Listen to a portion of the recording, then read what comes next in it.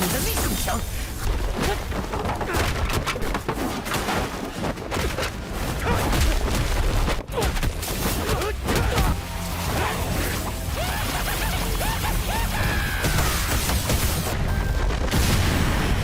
都得死！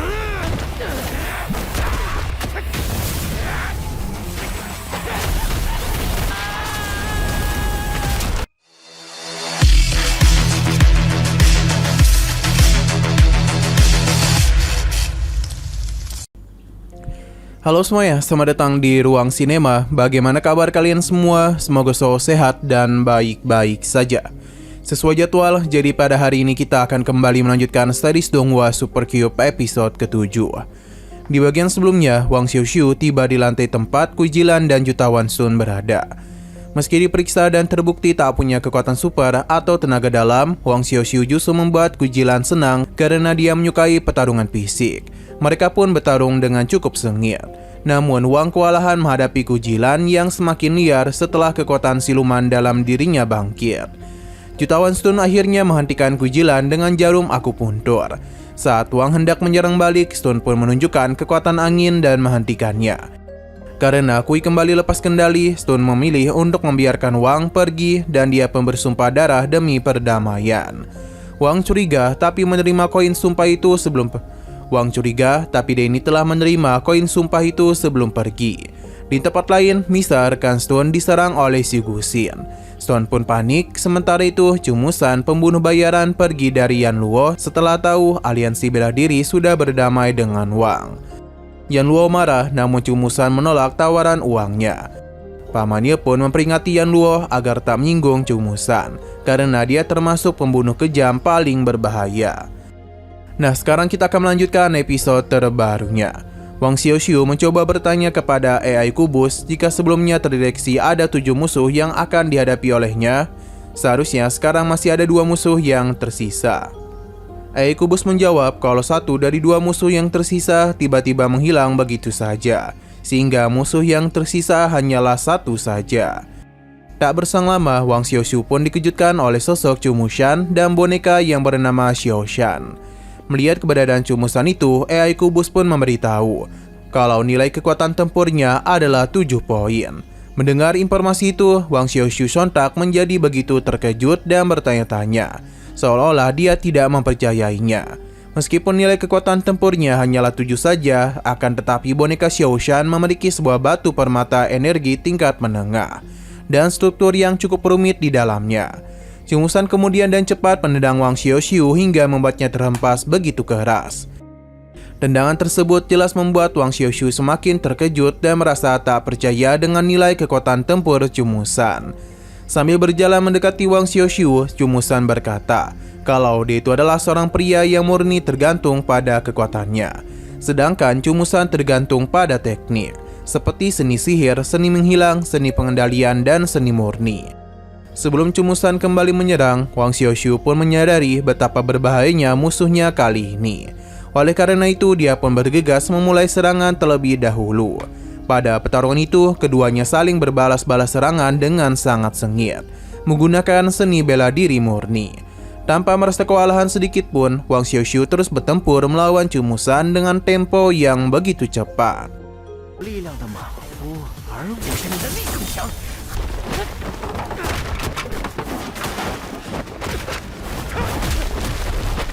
Di tengah-tengah pertarungannya, mereka sempat berhenti sejenak, dan ketika itu tampak mulut Wang Xiaoxiu yang berdarah. Sementara itu, Cumushan tidaklah menerima luka sedikit pun. Belum berhenti sampai di situ, pertarungan kembali dilanjutkan oleh Wang Xiaoxiu dengan melemparkan segumpalan debu ke mata Cumusan. Lalu dia pun terus melepaskan serangan fisik tanpa henti kepada Cumusan, dan yang dapat dilakukan olehnya hanyalah bertahan karena kondisi matanya yang terluka. Sembari bertarung, Cumusan sempat mencoba menggunakan obat tetes mata. Namun Wang Xiaoxiu tak membiarkannya begitu saja. Ia terus mencoba menyerang Cumusan agar dia tak memiliki kesempatan untuk mengobati matanya. Bahkan di tengah-tengah pertarungan, serangan yang dilepaskan oleh Wang Xiaoxiu sempat mementalkan botol obat tetes mata itu. Meskipun begitu, Cumusan tidak berputus asa begitu saja. Kini dengan kondisi mata yang tidak stabil, ia pun mulai memberikan serangan balasan dengan sebuah sihir. melalui jimat yang ditempelkannya pada tubuh Wang Xiuxiu. Selain itu, Chu Musan juga sempat menggunakan boneka Xiaoshan untuk menyerang Wang Xiuxiu dari jarak jauh. Serangan itu benar-benar membuat Wang Xiuxiu kewalahan, karena dia tidak memiliki kesempatan untuk mendekati Xiaoshan. Walaupun serangan itu berhasil mendesak Wang Xiuxiu, namun dengan berbagai cara Wang Xiuxiu berhasil menghentikan serangan Xiaoshan dan membuatnya terluka karena pukulan Wang Xiuxiu. Belum sempat menarik napas pasca pertarungan melawan Xiaoshan, tiba-tiba saja Chu Musan muncul dari belakang sambil melepaskan sebuah pukulan yang membuat dirinya terluka parah. Terluka parah bukan berarti dia tumbang, dan cara yang licik Wang Xiuxiu pun langsung menarik rambut Chu Musan hingga membuatnya begitu gelisah. Sambil memegang erat rambut Xiaoshan, Wang Xiuxiu kemudian langsung melepaskan pukulan yang membuat Chu Musan terpental, dan sebagian rambutnya terlepas dari kepalanya.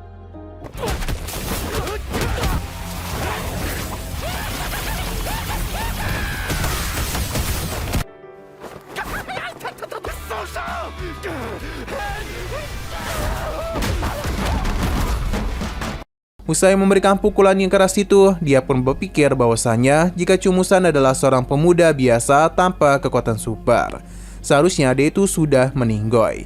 Namun takdir berkata lain. Secara mengejutkan, Chu Musan masihlah mampu bangkit seakan-akan tidak menerima serangan apapun.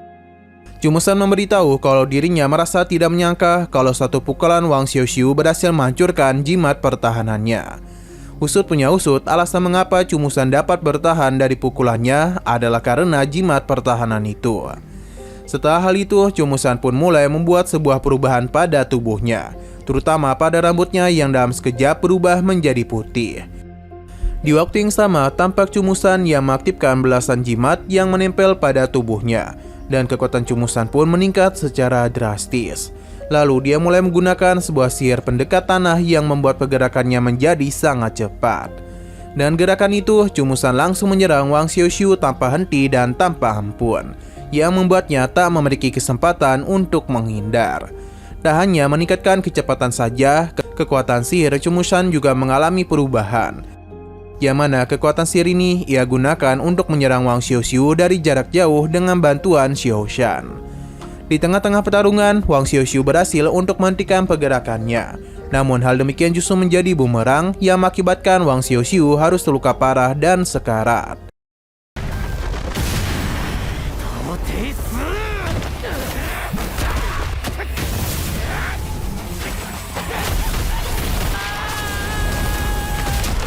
Chu Musan kemudian memberitahu kalau nilai satu lembar jimat sihir yang ia gunakan untuk menempelkannya pada tubuh Wang Xiuxiu adalah 5 juta yuan. Setelah itu, Chu Musan menunjukkan sebuah jimat sihir seharga 25 juta yuan, lalu melemparkannya tepat ke arah Wang Xiuxiu yang menciptakan sebuah ledakan yang sangat besar. Selepas terjadi ledakan, awalnya Chu Musan mengira kalau itu telah berhasil mengalahkan Wang Xiuxiu. Namun yang terjadi justru sebaliknya. Di balik api yang membara, secara mengejutkan Wang Xiuxiu masihlah berdiri tegak tanpa terluka sedikit pun.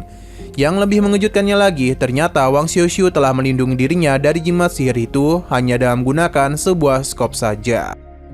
Melihat hal demikian, jelas Chu Musan menjadi begitu terkejut dari mana datangnya skop itu, sekaligus merasa tak menyangka kalau skop ini mampu melindungi Wang Xiuxiu. Dengan lantang, Wang Xiuxiu memberitahu kalau skop ini memiliki kualitas set 3 alat pertanian buatan lokal seharga 21,9 yuan. Tak terima dengan kejadian barusan, Chu Musan pun menjadi begitu murka dan langsung melepaskan Xiaoshan untuk kembali bertarung. Wang Xiuxiu jelas tak tinggal diam. Tiba-tiba saja kekuatan dan kecepatannya bertambah begitu kuat. Lalu dalam sekejap dia pun menebas Xiaoshan dengan skopnya hingga membuat Xiaoshan musnah. Ketika itu, Chu Musan sama sekali tidak percaya dengan apa yang dirinya lihat. Ia juga menjadi bertanya-tanya, bagaimana bisa Wang Xiuxiu yang tidak bisa mengedarkan energi justru menggunakan sebuah sihir pendekat tanah yang begitu ajaib. Meskipun begitu, Chu Musan masihlah memiliki percaya diri yang begitu tinggi untuk dapat mengalahkan Wang Xiuxiu.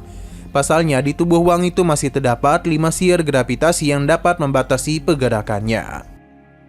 Akan tetapi, ekspektasi yang begitu tinggi justru bersanding balik dengan realita. Karena pada saat itu, Wang Xiuxiu masih dapat bergerak dengan bebas. Di waktu yang sama, Wang Xiaoshu mulai menarik tali yang digunakan oleh Chu Musan untuk mengendalikan Xiaoshan. Setelah itu, Wang Xiaoshu langsung memukul Chu Musan secara beruntun dan memainkannya seperti yoyo. Beratus-ratus pukulan telah Wang Xiaoshu lepaskan, hingga pada akhirnya talinya pun terputus dan pukulan terakhir Wang Xiaoshu berhasil menumbangkan Chu Musan dalam keadaan mengenaskan. 结束了。你都不会运行的人，被打坏了。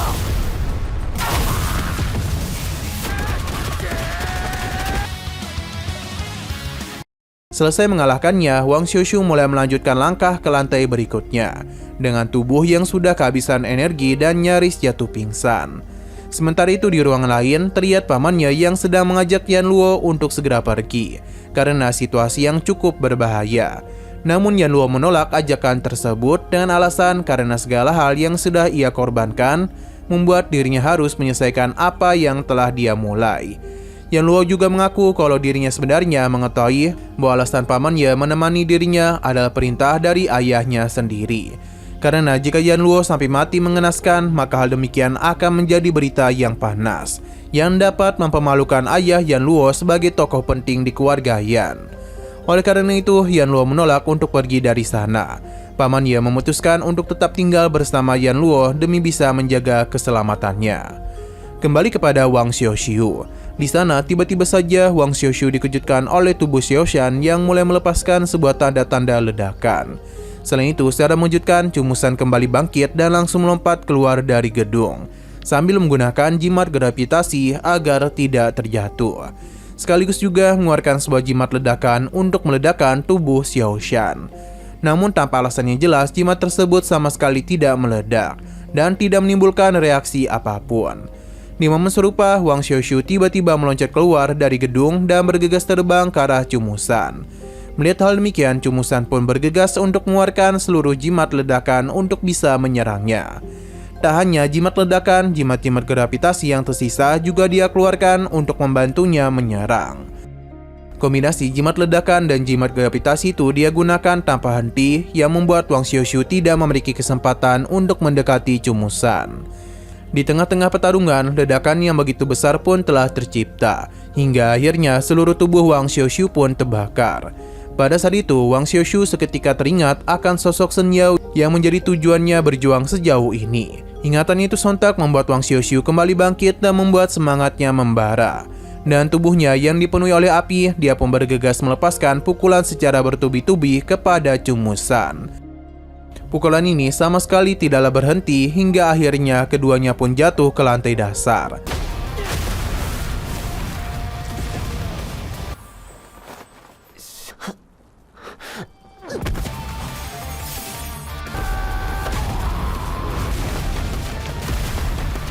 Pada saat itu, dalam waktu yang singkat, Wang Xiaoshu sempat tidak sadarkan diri.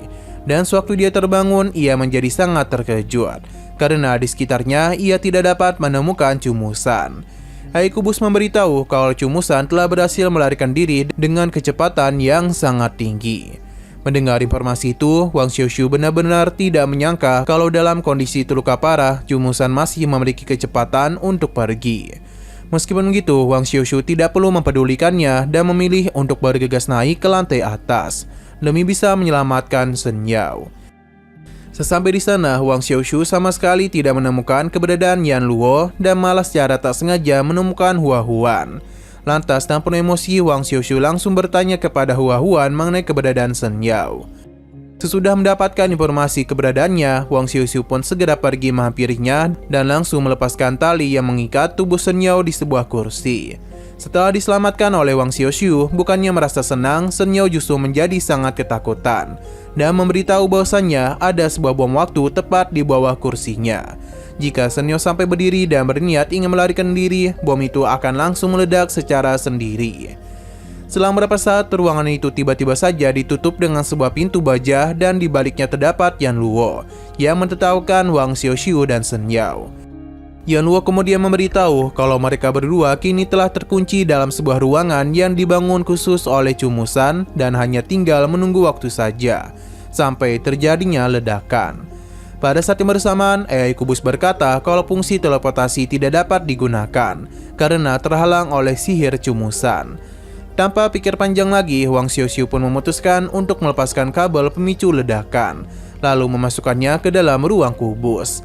Awalnya tidak terjadi apapun. Wang Xiaoxiu dan Shen Yao pun mulai merasa tenang. Tiba-tiba saja tubuh Wang Xiaoxiu jatuh sekarat dengan darah yang mengalir keluar di sekujur tubuhnya. Melihat hal demikian, Shen Yao pun menjadi sangat syok dan merasa panik. Sedangkan Yan Luo justru menjadi begitu marah karena dia sama sekali tidak melihat terjadinya ledakan. Dan perasaannya murka, Yan Luo pun sempat mencoba untuk menghabisi Shen Yao dan Wang Xiaoxiu dengan pistol. Belum sempat melakukannya, pamannya langsung menghentikannya dan bergegas mengajaknya pergi, karena si Gusin kini berada sangat dekat dengan posisi mereka. Tak berselang lama setelah mereka pergi, terlihat si Gusin yang mulai menghampiri Wang Xiaoxiu dan Shen Yao. Lalu dia pun langsung merebut Shen Yao dari Wang Xiaoxiu sambil mengatakan kalau dia itu tidaklah bisa melindungi Shen Yao. Sebelum pergi dari sana, si Gusin sempat berkata bahwasanya Wang Xiaoxiu tidak pantas untuk melindungi Shen Yao karena dia itu tidaklah bisa melindungi dirinya sendiri.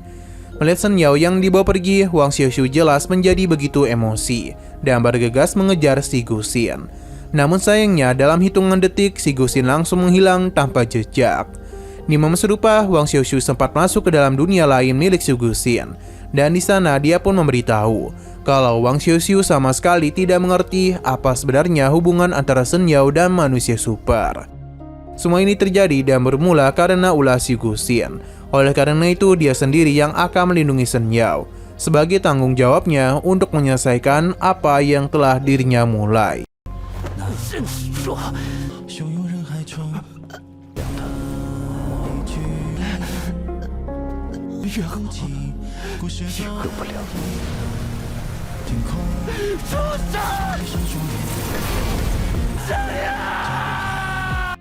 Nah, sayang sekali lagi seru-serunya, episodenya pun harus bersambung dulu. Oke, sekian dulu pada video kali ini. Untuk video selanjutnya akan segera hadir. Jadi bagi kalian yang ingin mengikuti series ini, langsung saja klik subscribe dan aktifkan loncengnya. Terima kasih yang sudah menonton video sampai habis. Jika kalian suka pada video ini, klik like dan share ke teman-teman kalian tentang channel ini. Dan ditunggu aja kelanjutannya. Oke, sampai jumpa di video selanjutnya.